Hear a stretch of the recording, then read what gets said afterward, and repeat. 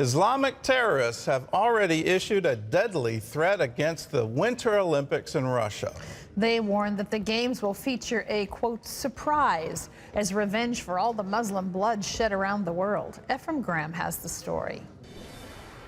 Russian leaders have transformed Sochi into a virtual police state and insist the Winter Olympic Games will be safe. The job of the Olympics host is to ensure security of the participants in the Olympics and visitors. We will do whatever it takes. But U.S. officials say the Russian government needs to be more cooperative, and American military and intelligence officials are studying contingency plans for evacuating.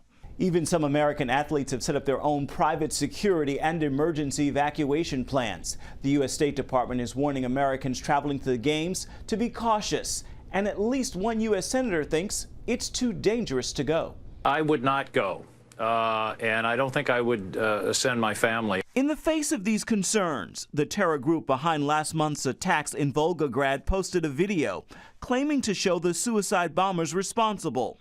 They're seen building explosives and traveling to their target, and they warn of a surprise package for those who come to the games. The long and the short of it is that I think Vladimir Putin and the Russian government will be very lucky if they're able to get through the Olympics without an incident. What we're finding is they're not giving us the full story about what are the threat streams.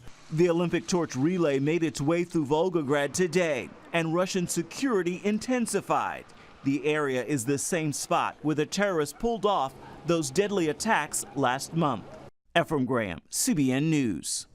The amazing thing to me here is that they warned based on violence happening to Muslims in Syria and Somalia. Those are two of the countries they specifically mentioned. And the violence there is coming from other Muslims. The Olympic athletes and those spectators going to the games had nothing to do with it. So what is this war all about? I don't have a clue. In other news, an American missionary in prison in North Korea is asking the U.S. government for help. John Jessup has that story from our news bureau in Washington. John?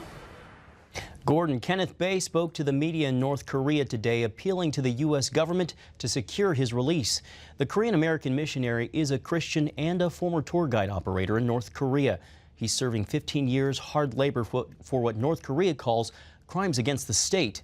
Bae told reporters he committed anti-government acts and apologized for them. He also said he could be freed if the North Korean and U.S. governments work together. Analysts believe North Korea probably coached Bae and only allowed him to speak because it wants the U.S. to provide foreign aid to boost the struggling economy. Well, as America honors Martin Luther King Jr. today, many conservatives say his belief in Christian values and a desire for a colorblind America have been forgotten. Florida Today reports conservatives point to the ideas they share with King, like traditional families, helping yourself, and patriotism. Although some critics point out King also called for helping the poor and avoiding war. One expert tells the paper King's politics rose above either the Democratic or Republican parties. President Reagan signed the Martin Luther King holiday into law in 1983. Congressional leaders have some reservations about President Obama's plan to reform the government surveillance programs. The president says the National Security Agency should no longer store the phone records of ordinary Americans. But California Democratic Senator Dianne Feinstein says that could be a problem because the government may need that information quickly to fight a terrorist threat.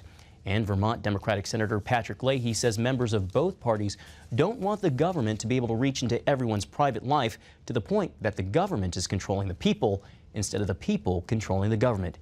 And Gordon, to that, what a novel idea. Well, I think we've already lost this. When you look at the rise of terrorism worldwide, the need to be able to respond instantaneously, no politician wants to give up the ability to be able to instantaneously look at everyone in a particular geographic region and find out what they were doing for the past 5 years of their life and trying to get all the connections together in order to stop a terrorist attack. And because of that, we are voluntarily surrendering our liberty in a false search for security.